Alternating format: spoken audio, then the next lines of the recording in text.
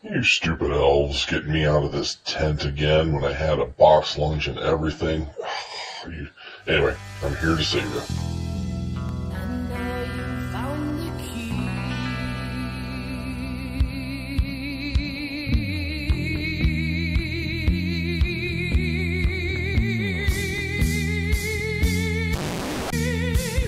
Bunions and Dragons! Hey, welcome back, Bunion Masters, to this edition of Bunions and Dragons. This is Storm King's Thunder. That's what we're playing. And if you haven't played it and you intend to play it, spoiler alert, go check out our other videos. This one probably isn't for you. But if you don't intend to play it, or you just want to hear about our stories, that's awesome. So when we last met, the party just got done vanquishing some winter wolves, and they were getting ready to set up camp. Wolfgang, the ranger, decided to go out and forage for food for us. Mighty nice of him. He was asking Jellymun and Jeff Iron if anybody wanted to come with him, because he usually gets caught with a random encounter when he's out foraging. Come on, man, I'll get you blackberries and pheasant. All you gotta do is watch my back. Come on. Nobody would. We set up the Timon's tiny hut. We were settling in. Wolfgang and Splendor went off to find us some dinner. But then Jellymun had second thoughts. Dagnabbit, I can't do that to a fellow elf. Wait up, Wolfgang, I'm coming. Started to feel guilty, so he did leave and started to pursue Wolfgang. Wolfgang was about 100 yards away from the camp when he spotted some hill giants. How many were them? 3? Yeah, 3 hill giants. He's pretty stealthy. Made his stealth check. Hill giants didn't notice him. Jellymun was getting near the scene, and he did not make his stealth check. Tripped over a bunch of random buckets, made a big clatter. The hill giants noticed his presence. Still not Wolfgang and Splendor, they were out of sight. Jellymun uses a minor illusion and creates what appears to be 6 roasted lamb on the other side of the river from where the hill giants are. Jellymun also speaks giant, so he shouted out to him, "Hail and well met!" And the giants were a little surprised that this little man was speaking to him. Jellymun says, "I've heard of your great prowess, and I also understand that you don't like us little people, but I thought I would change your mind with this fantastic meal of mutton." I dare say you big strapping young giants look mighty hungry, and I would love to serve you.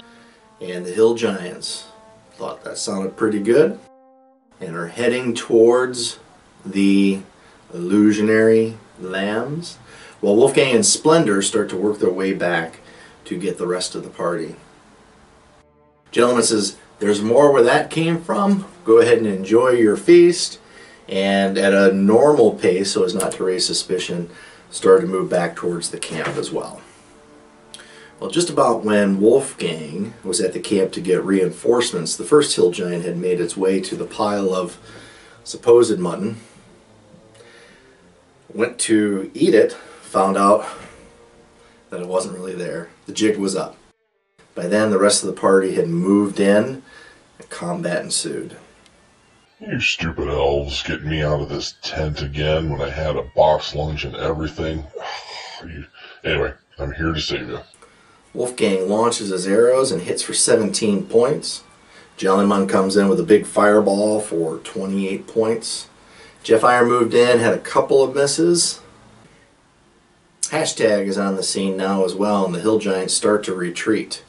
Bardacious launches a couple of arrows and hits for some damage. Hashtag picks up a rock, hurls it, hits one of the hill giants as well, causing damage. And Jellymun follows up with another fireball to kill that first one.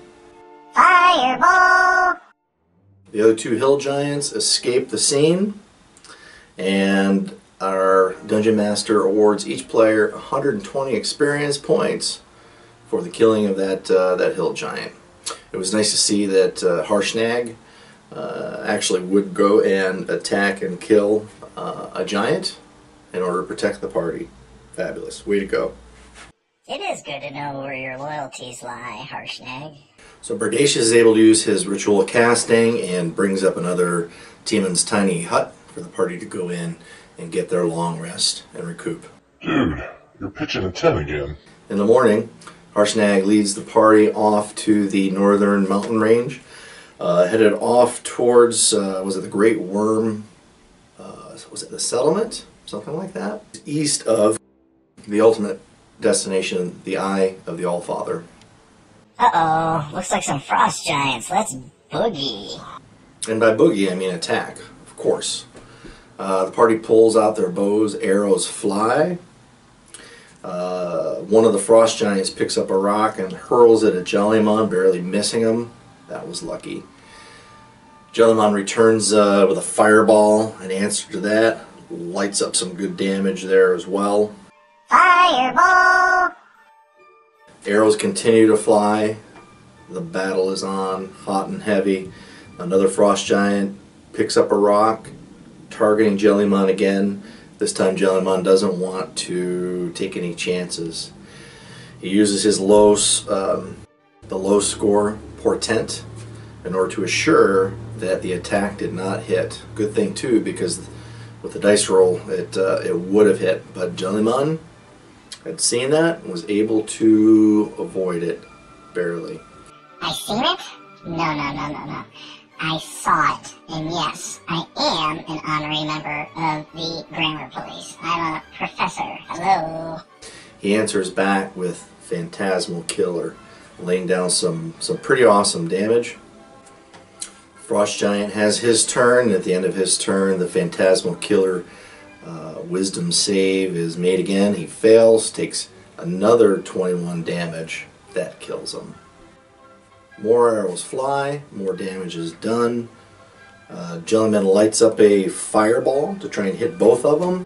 They make their saving throw, so half damage, still laying it down. Harshnag, he picks up his rock and hucks it at the other Frost Giant. By the way, the Frost Giants recognize Harshnag as a traitor, and they're very eager to try and put the hurt on Harshnag, and they're shouting out things to him as well, taunting him. But Harshnag picked up that rock, chucked it at him, hits him for, was it 25 damage? And another fireball. You want me to say fireball again, don't you? Tough nuggies. Made the saving throw, so half damage, and they're almost dead. Jeff Iron moves in with his longsword. First swing is a miss. Second swing is a miss. Third swing hits. And he also has Bardic Inspiration from Bardacious. He chooses to apply that to his damage. And between the sword hit and the Bardic Inspiration extra damage, the Frost Giant is down. So between the Phantasmal Killer taking out the first Frost Giant and then Jeff Iron's coup de grace with the extra damage, both Frost Giants are killed. Our Dungeon Master awards each player 1,500 experience points. That was a good battle. Searching the bodies, they scraped together about 80 gold pieces for each of the players. Additionally, a magic axe. Jeff Iron wouldn't mind swinging that. So upon the next long rest, he stays in contact with it. The next morning he wakes up and realizes this is a +1 great axe. That's going to come in handy for sure. The party proceeds, following Harshnag, to the Eye of the Allfather. As we get closer, the chill is in the air. Harshnag's giant great axe begins to glow. Jellymon asks him, "What's that all about?" And Harshnag simply says that that's what it does in this cold weather. If it gets below 0 degrees, his axe starts to glow. You need an axe to tell you it's cold? My Willy Wonka just becomes an Oompa Loompa. That's how I know it's cold. There are 4 pillars out in front of the entrance to the Allfather. We ask Harshnag what he expects. He just wants to get in there, find the Oracle, each of the 6 pillars in front of the Eye of the All-Father each have different carvings. A hill giant, a frost giant, a cloud giant, a storm giant, what is this? A stone giant and a fire giant.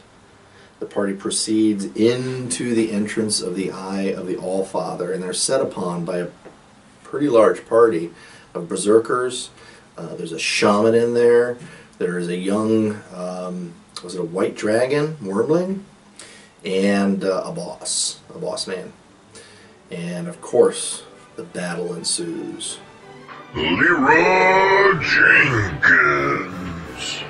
Arrows fly, the enemies advance. Gentleman, of course, lays down another fireball, Fireball! exacting some damage. The wormling comes in with its cold breath and causes 24 points of damage to Splendor. Splendor's down again. Harshnag hits the boss, Wormblood, with 2 stones, crushing and killing him. Hopefully Hashtag has torn out the heart of the enemy, but the rest needs to be taken care of.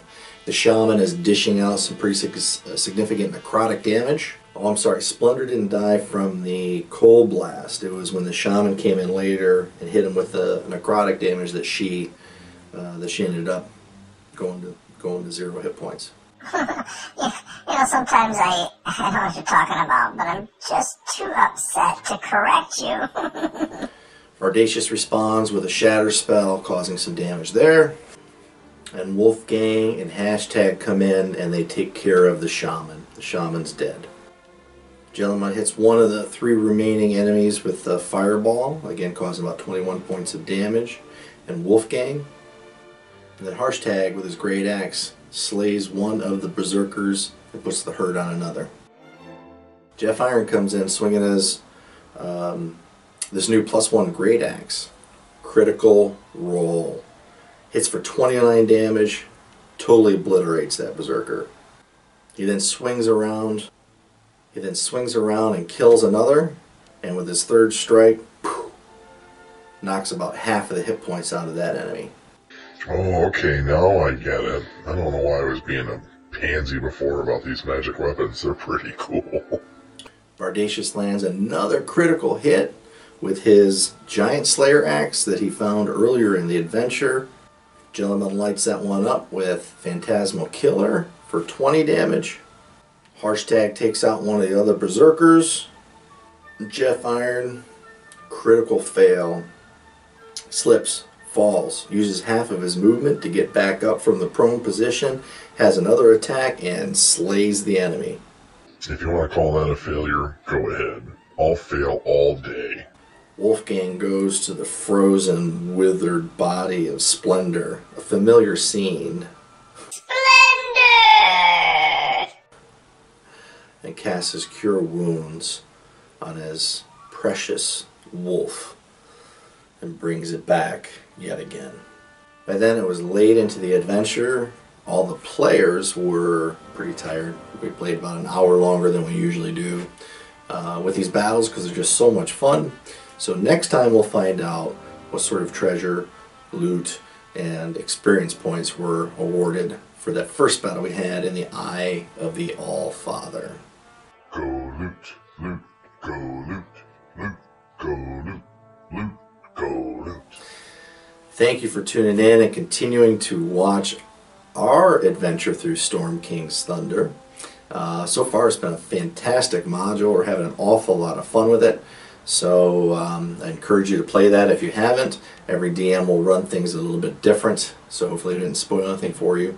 Feel free to share this video with your friends. If you'd like what's going on, hit that subscribe button. And also too, give us some feedback in the comment section below. Let us know what you think we're doing wrong, how we would do it better, which characters you'd like to hear a little bit more about. And if you have some fun things that we should work into to our story, go ahead and put that in the comment section below. We hope to join you soon with our next update with our campaign diary of Storm King's Thunder. Feel free to check out our other videos with Lost Mind of Phandelver and the Homebrew Untold God campaigns. And until next time, adieu.